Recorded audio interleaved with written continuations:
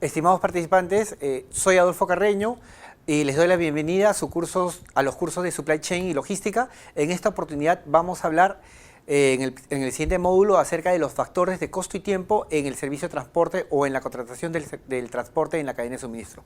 Cuando el gerente de Supply debe o va a realizar la contratación de un transporte, las dos primeras preguntas básicas que se debe hacer, las preguntas elementales, son las siguientes.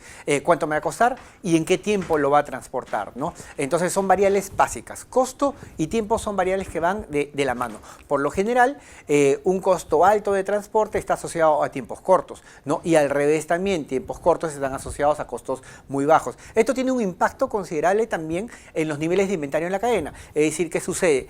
Si ustedes contratan un medio de transporte caro pero rápido, probablemente lo que pueden hacer en cada uno de los extremos de la cadena es bajar los niveles de inventario. Recuerden ustedes que el punto de reorden, y esto lo vimos en planificación, esto se ve en los módulos de planificación de cadena de suministro, el punto de reorden tiene un componente en su construcción del tiempo del transportista. Es decir, si colocan un tiempo muy largo, el punto de reorden debe ser mayor. Y no hay que ser un gurú para darse cuenta. Si, por ejemplo, al planificador le dices el tiempo de entrega es de 10 días, el planificador dirá, bueno, tengo que colocar mi punto de reorden aquí. Pero si le dices tu tiempo de entrega es de 50 días, va a tener que colocar un punto de reorden mucho más alto. Entonces tiene un impacto considerable en los niveles de inventarios que existen en los extremos de la cadena de suministro. Entonces vamos a por ello. Vamos a hablar acerca del costo, los factores, qué factores de costo y tiempo en el servicio de transporte existen. El primer factor de costo bastante importante que debe considerar el gerente de supply es el tamaño de la carga a transportar. Y aquí esto es algo bastante elemental, ¿no? Lo que sucede es lo siguiente: conforme el tamaño de la carga se incrementa, el costo unitario del transporte disminuye. Por ejemplo, he usado la cotización de un conocido transportista courier XYZ que opera aquí en nuestro país, ¿no? Y vamos a decir, un Lima, Asia, China, por ejemplo, o un Lima, Miami. Ustedes pueden revisar esta información. Si transportas vía courier, ustedes ya conocen cómo es el medio de transporte courier. Si transportas vía courier, medio kilo, 0.5 kilogramos, el costo es $72. Pero si transportas 1 kilogramo, el costo no se duplica, sino se incrementa en un porcentaje menor.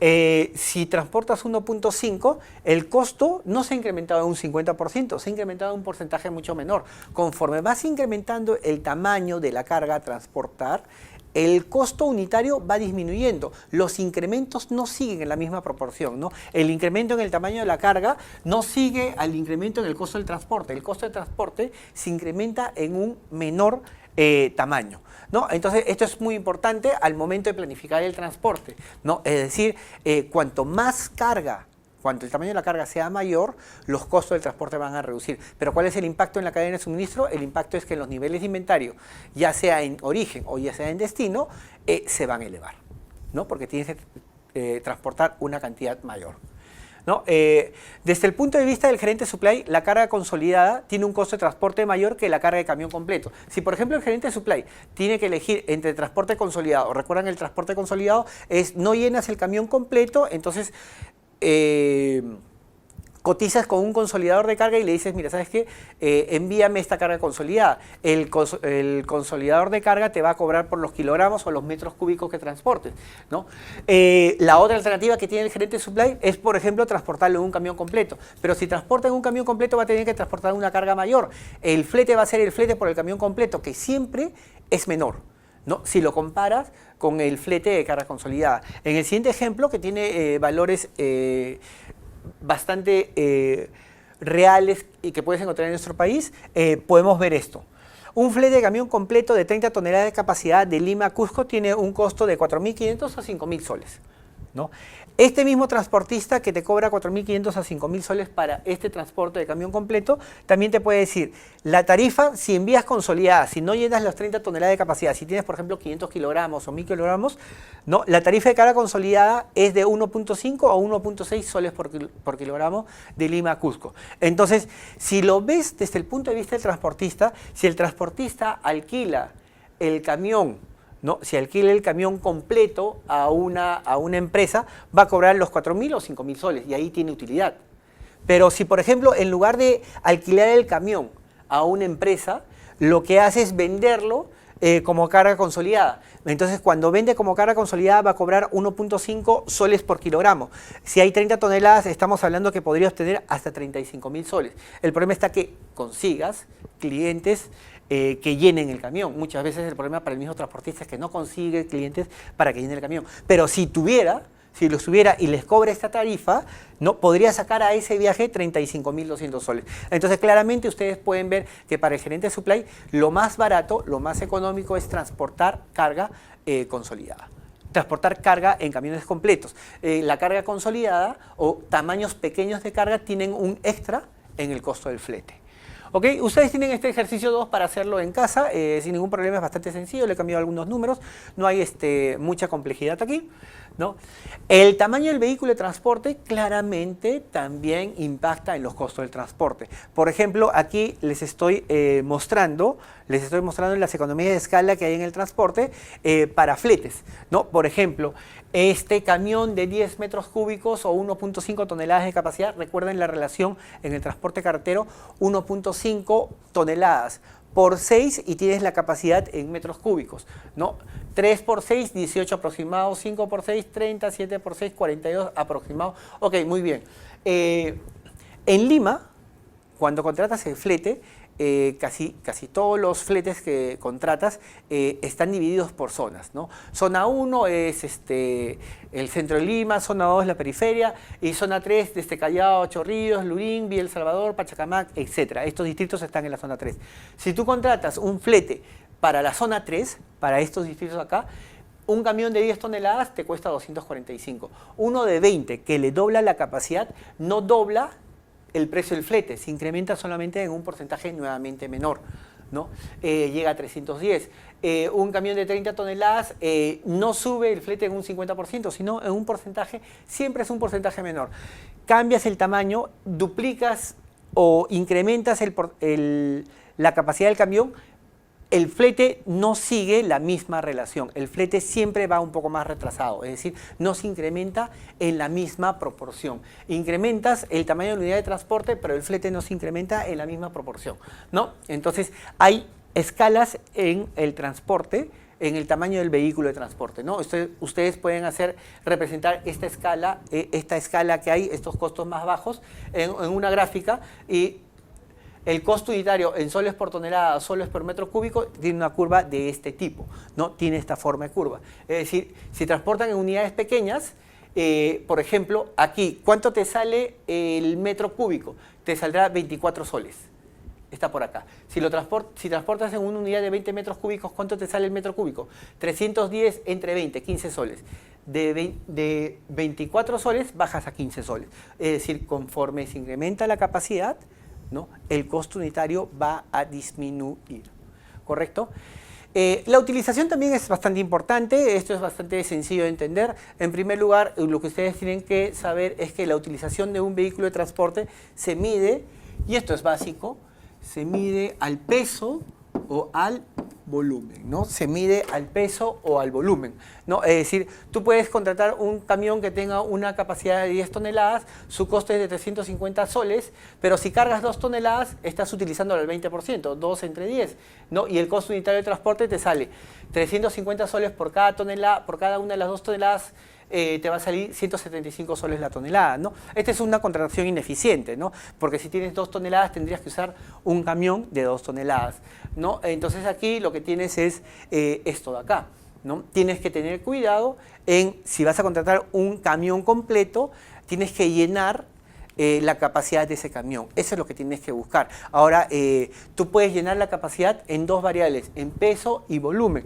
pero no necesariamente vas a llegar al 100% en ambas de manera simultánea. Es decir, por ejemplo, carga pesada como acero, como mayólicas o como cualquier otro equipo industrial, pueden tener mucho peso pero no cubren o no copan todo el volumen del camión. Y también puedes tener a la inversa. Es decir, puedes tener carga muy ligera como pañales, ¿no? que no pesa nada, pero que ocupa mucho volumen. Entonces, un camión de pañales va a tener una utilización al volumen muy alta, pero al peso bajísima. Un camión con perfiles de acero o un camión con mayólicas, por ejemplo, va a tener una utilización muy alta en peso, pero muy baja en volumen, ¿no? Entonces, la utilización del vehículo de transporte es bastante importante al momento de contratar el transporte, ¿no? Tienen que asegurarse que llenen al menos el peso o el volumen. Este problema no lo tienen. Desde el punto de vista del gerente de supply, este problema no existe si es que ustedes contratan un servicio de carga consolidada o contratan a un consolidador de carga. Quien tiene el problema sería el consolidador de carga, ¿no? Al momento de fletar o alquilar el camión. ¿Correcto? Entonces, esta es la utilización del vehículo de transporte. La distancia también es un factor importante al momento de calcular los costos. Es decir, ustedes pueden tener el siguiente fenómeno, ¿no? Por ejemplo, si nos vamos al sur, de Lima hasta Cañete hay más o menos 148, 150 kilómetros. El costo de un contenedor de 20 pies, el costo del transporte de un contenedor de 20 pies es de $230. Pero si te vas a Pisco, que está mucho más lejos, el costo solamente se incrementa en 330. Es decir, en la ruta del sur, por ejemplo, de Lima a Cañete, el costo unitario en dólares por kilómetro es 1.554. Pero de Lima a Pisco hay una distancia mayor, el costo no se incrementa en la misma proporción y el costo unitario en dólares por kilómetro baja a 1.32. Lo mismo en el norte, ¿no? Lima-Casma, Lima-Trujillo, ustedes pueden encontrar este tipo de situaciones, ¿correcto? Entonces, también hay economía en la distancia. Cuanto la distancia sea mayor, el costo calculado en dólares por kilómetro, o dólares por milla, o dólares por metro lineal, por distancia recorrida, va disminuyendo. Punto importante, en el medio marítimo, el impacto de la distancia es menor de lo que se cree en el medio marítimo. Duplicar la distancia implica un incremento del costo en solo 16%, ¿no? Es decir, te aprovisionas de más lejos, tu flete no va a ser mucho más caro, sino va a ser un poco más caro nada más, ¿no? Esto es lo que tienen ustedes en cuanto a las economías en las distancias. El manejo de cargas. Cuando hablamos de manejo de cargas, hablamos de la carga y descarga de las unidades de transporte. Aquí también hay ciertas economías o hay ciertas economías de escala, ¿no? Por ejemplo, en el puerto del Callao, los buques contenedores pueden recibir contenedores de 20 pies, ¿no? El puerto del Callao puede recibir contenedores de 20 pies y contenedores de 40 pies, ¿no? Para los procesos de recepción de buques, ¿no? Existen costos que tienen que pagar al concesionario, ya sea DP World, ya sea APM, por la carga o descarga de contenedores. Y en ese costo también hay economías de escala. Si ustedes, por ejemplo, cargan o descargan un contenedor de 20 pies, les cuesta 790 soles. Si descargan o cargan un contenedor de 40 pies, les cuesta 900 soles. Entonces, aquí claramente se puede ver, duplicas el volumen del contenedor y el flete, el costo de la manipulación de la mercancía no se duplica, ¿no? Entonces, punto importante, el manejo de cargas. El equilibrio de cargas está relacionado más con la habilidad del transportista para conseguir carga de ida y de vuelta. Esta habilidad para el gerente de supply es importante que desarrolle el transportista, porque pueden existir casos en los cuales, por ejemplo, contrates un transportista para un viaje de Lima a Trujillo, pero este transportista no tiene clientes de regreso en la ruta Trujillo-Lima. Entonces, ¿qué va a hacer? Al momento de cotizarte, en el costo que te va a cotizar, va a incluir el regreso del camión vacío, ¿no? Entonces, eso para ti va a representar un sobrecosto. Y si le pides a ese transportista que te reduzca la tarifa, vas a encontrar muchos obstáculos porque el transportista va a regresar vacío, ¿no? En cambio, si encontraras transportistas que tengan cargas equilibradas, es decir, cargas de ida y cargas de vuelta, un transportista con cargas equilibradas probablemente pueda darte mayores ahorros en costos, ¿no? Porque sabe que tiene carga de regreso y sabe que ese viaje no lo tiene que subvencionar con la ida, ¿no? Entonces, el equilibrio de cargas es súper importante, ¿no?